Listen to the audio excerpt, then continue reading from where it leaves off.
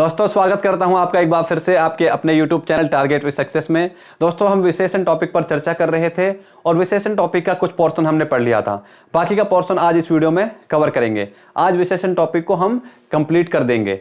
आइए दोस्तों आगे यहाँ पर बात कर लेते हैं। विशेषण के जो भी यहाँ पर भेद बचे हुए थे उनको हम पढ़ लेते हैं।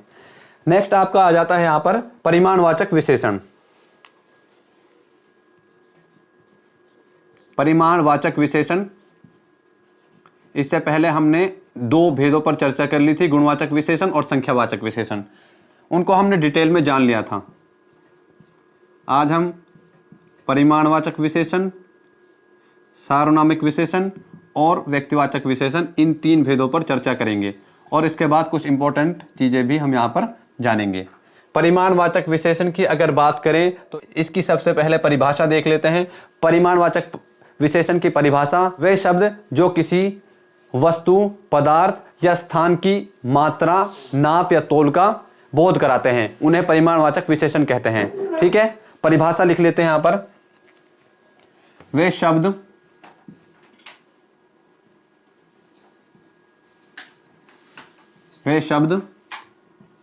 जो किसी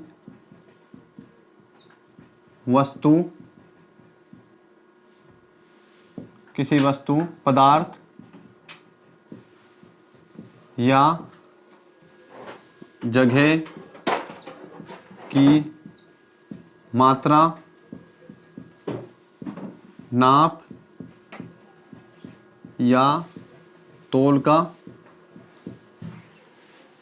या तौल की निश्चित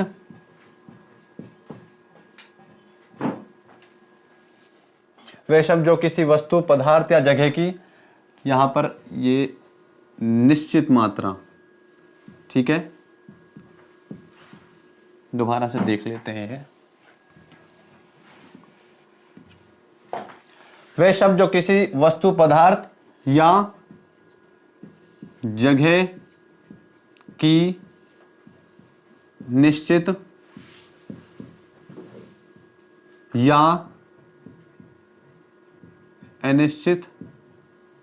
अनिश्चित मात्रा, नाप या तौल का बोध कराते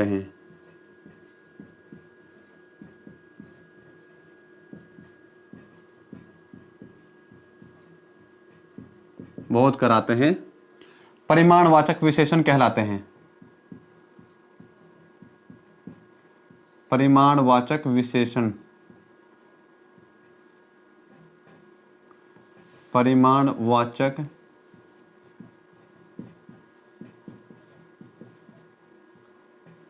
परिमाणवाचक विशेषण कहलाते हैं।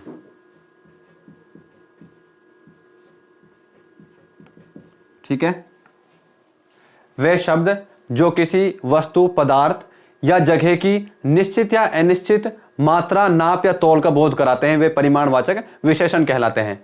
उदाहरण देख लेते हैं। उदाहरण से आपको और भी ज्यादा क्लियर हो जाएगा। जैसे मैंने यहां पर कहा, जैसे आपके उदाहरण के तौर पर हो गया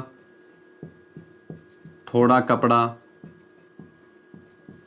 ठीक है,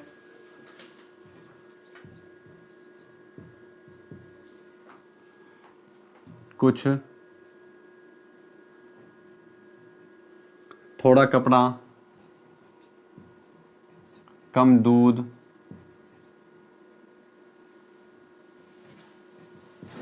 ठीक है,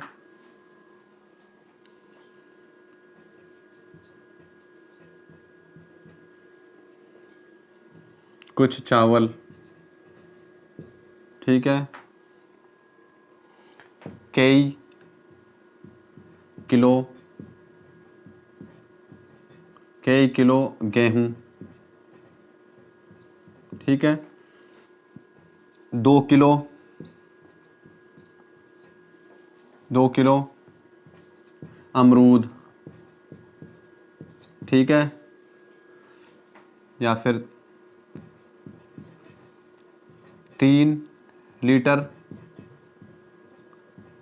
दूध, ठीक है। ये यहाँ पर देखिए, थोड़ा कपड़ा, ये एक अनिश्चित परिमाण का बोध करा रहा है। कितना कपड़ा, थोड़ा कपड़ा, ठीक है, अनिश्चित माप है इसका, ठीक है, कपड़े की एक अनिश्चित माप का यहाँ पर बोध करा रहा है थोड़ा शब्द, इसलिए ये परिमाणवाचक विशेषण में चला जाएगा। कम दूध यहाँ पर अनिश्चित तोल का बोध करा रहा है। कुछ चावल अनिश्चित मात्रा का बोध करा रहा है। कई किलो गेहूं अनिश्चित यहाँ पर मात्रा का बोध करा रहा है। 2 किलो अमरूद, 3 लीटर दूध, ठीक है। ये उदाहरण सभी परिमाणवाचक विशेषण के अंतर्गत आएंगे। अब इसके दो उपभेद होते हैं, परिमाणवाचक विशेषण के दो उपभेद होते हैं। एक तो आपका होता है निश्चित परिमाणवाचक विशेषण और दूसरा होता है अनिश्चित परिमाणवाचक विशेषण। ये नोट कर लिया आपने। इसके दो उपभेद होते हैं।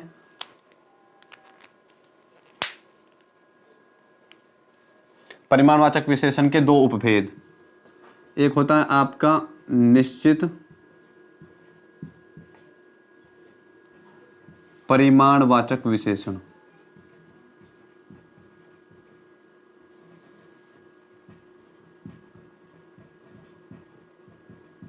निश्चित परिमाणवाचक विशेषण। दूसरा आपका अनिश्चित परिमाणवाचक विशेषण,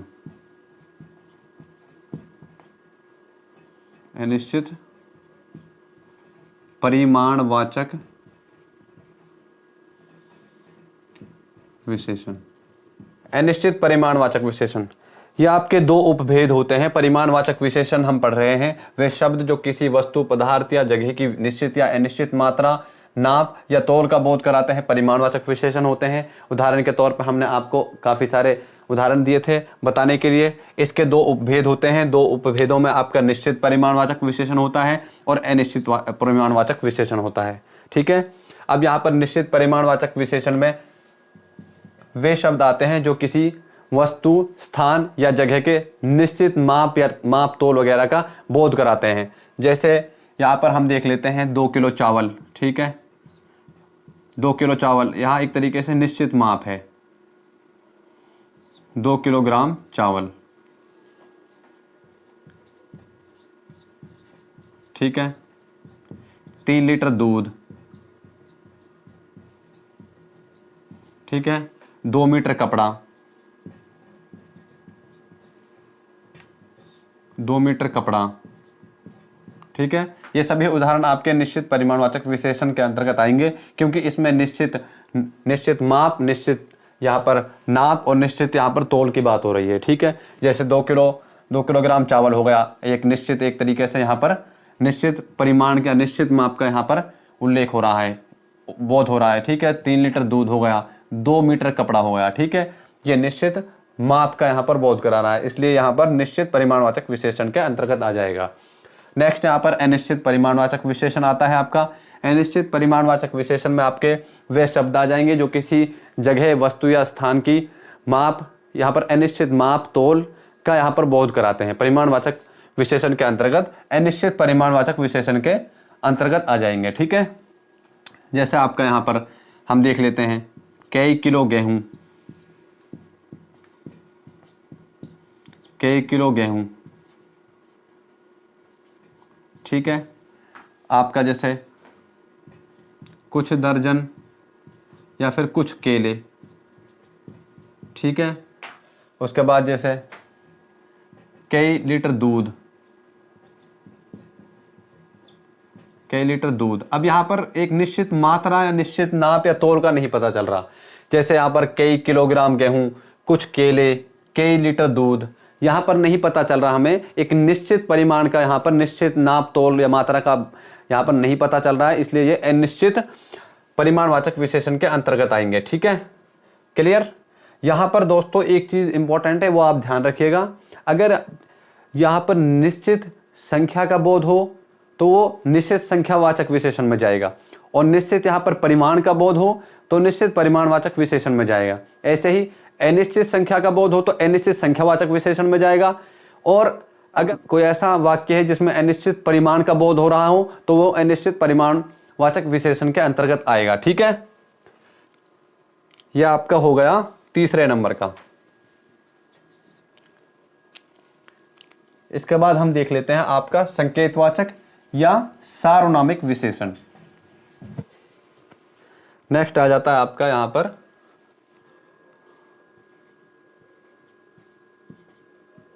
संकेतवाचक या सार्वनामिक विशेषण।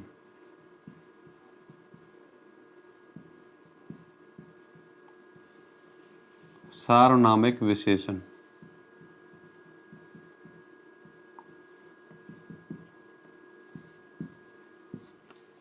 संकेतवाचक या सार्वनामिक विशेषण वे शब्द जो होते तो सर्वनाम हैं लेकिन वाक्य के अंतर्गत वे विशेषण का यहां पर कार्य करते हैं, वे सभी शब्द सार्वनामिक विशेषण कहलाते हैं। वे शब्द जो अपनापे में सर्वनाम होते हैं लेकिन वाक्य के अंतर्गत वे विशेषण का यहां पर बोध कराते हैं, इसलिए उन शब्दों को सार्वनामिक या संकेतवाचक विशेषण कहते हैं। ठीक है, परिभाषा लिख लीजिए। वे शब्द जो सर्वनाम होते हैं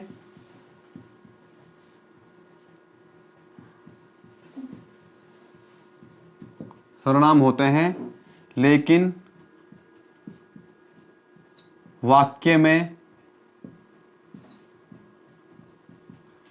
विशेषण का कार्य करते हैं। विशेषण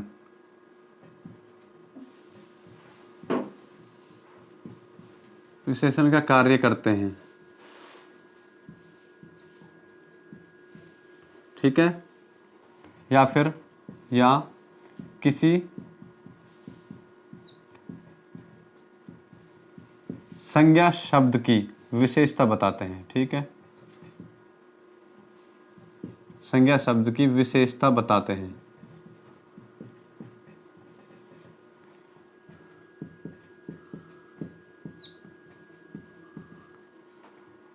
सार्वनामिक विशेषण कहलाते हैं।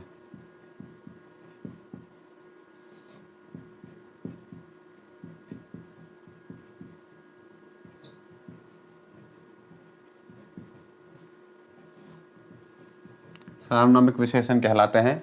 उदाहरण देख लेते हैं। उदाहरण से आपको स्पष्ट हो जाएगा। जैसे वह किताब मेरी है। ठीक है, अब देखिए यहां पर वह एक सर्वनाम है लेकिन किताब की विशेषता बता रहा है। किताब एक संज्ञा शब्द है और संज्ञा की विशेषता बता रहा है, सर्वनाम शब्द है, इसलिए सार्वनामिक विशेषण होगा। ठीक है, सार्वनामिक विशेषण जैसे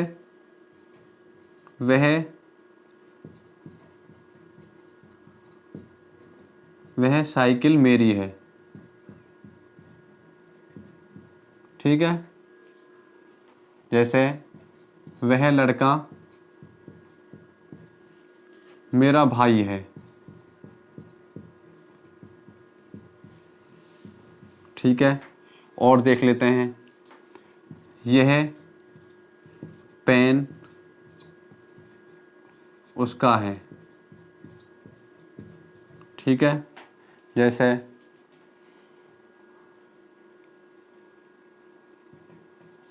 ये कार मेरे दोस्त की है। ठीक है, अब इन उदाहरणों में आप देखिए, वह किताब की विशेषता वह बता रहा है, सार्वनामिक विशेषण हो जाएगा। वह साइकिल की विशेषता वह बता रहा है, सार्वनामिक विशेषण हो जाएगा। वह लड़का यहाँ पर एक संज्ञा शब्द है, इसकी विशेषता वह बता रहा है, इसलिए सार्वनामिक विशेषण हो जाएगा। यह पेन, यह यहाँ पर सार्वनामिक विशेषण हो जाएगा। यह कार, यहाँ पर यह एक सार्वनामिक विशेषण हो जाएगा। सर्वनाम और सार्वनामिक विशेषण में अंतर हम लास्ट में स्पष्ट कर देंगे आपको, क्या अंतर होता है सर्वनाम में और सार्वनामिक विशेषण में। जब ये वाक्य में इस्तेमाल होते हैं तो आपको कंफ्यूजन हो जाता है कि कौन सा इसमें सर्वनाम है और कौन सा सार्वनामिक विशेषण है। ये हम लास्ट में दोनों के बीच अंतर को हम जानेंगे। ठीक है, लास्ट भेद विशेषण का हम देख लेते हैं। व्यक्तिवाचक विशेषण। व्यक्तिवाचक विशेषण जो प्रकार होता है, ये इसलिए व्यक्तिवाचक विशेषण प्रकार बताया जाता है क्योंकि आपको पता है व्यक्तिवाचक संज्ञा से कभी भी भाववाचक संज्ञा नहीं बनती है, लेकिन जो व्यक्तिवाचक संज्ञा शब्द होते हैं वो अपना यहाँ पर जो व्यक्तिवाचक संज्ञा शब्द होते हैं वे विशेषण के रूप में प्रयोग होते हैं। जैसे हम यहाँ पर देखेंगे, लास्ट हम देखेंगे व्यक्तिवाचक विशेषण। व्यक्तिवाचक विशेषण की बात कर लेते हैं। सबसे पहले इसकी परिभाषा जान लेते हैं।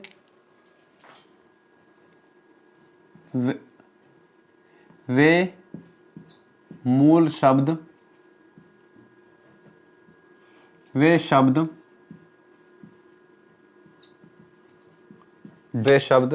जो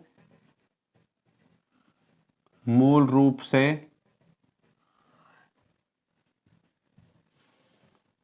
व्यक्तिवाचक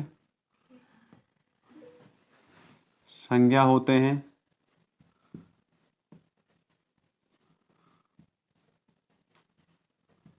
लेकिन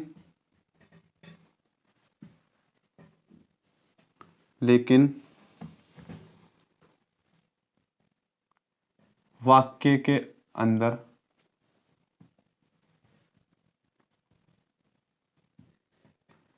विशेषण का कार्य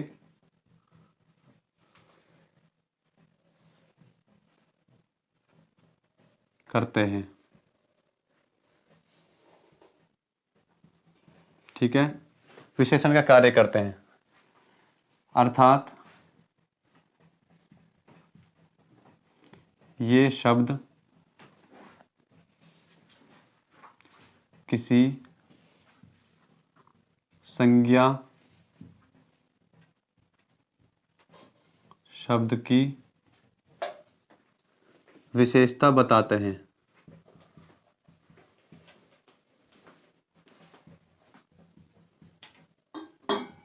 ठीक है, वे शब्द जो मूल रूप से व्यक्तिवाचक संज्ञा होते हैं लेकिन वाक्य के अंदर विशेषण का कार्य करते हैं।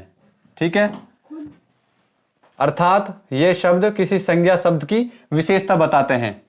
उदाहरण देख लेते हैं आपके, जैसे बनारसी साड़ी।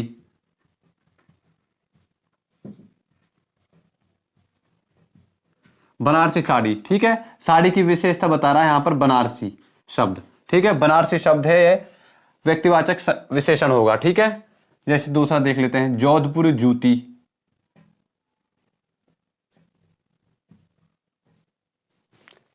जोधपुरी जूती, ठीक है, और यहां पर देख लेते हैं कश्मीरी शॉल।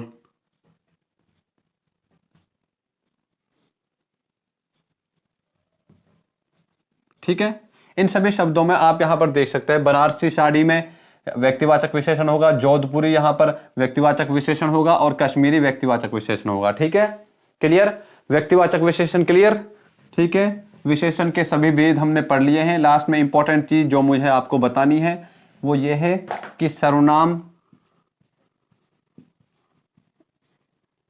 और सार्वनामिक विशेषण में अंतर।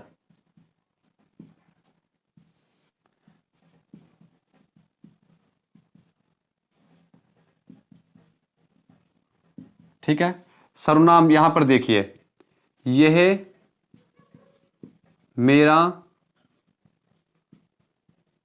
भाई है। ठीक है, यहां पर ये सर्वनाम हो गया, लेकिन अगर मैं कहूं यह लड़का मेरा भाई है, अब यहां पर देखिए इस सर्वनाम शब्द से पहले या सर्वनाम शब्द के बाद में कोई यहां पर संज्ञा शब्द नहीं आ रहा है, लेकिन यहां पर संज्ञा शब्द आ रहा है। जब सर्वनाम शब्द के तुरंत बाद संज्ञा शब्द आ जाए तो आपका होगा सार्वनामिक विशेषण। ये अंडरलाइन कर पूछ ले तो ये सार्वनामिक विशेषण होगा। और अगर सर्वनाम शब्द के तुरंत बाद संज्ञा शब्द ना आए तो आपका सिर्फ सर्वनाम होगा, सार्वनामिक विशेषण नहीं होगा। ठीक है, और उदाहरण देख लेते हैं, यह मेरा स्कूटर है। ठीक है, अब यहां पर ये सर्वनाम हो गया। ठीक है, और अगर मैं कह दूं यह स्कूटर मेरा है,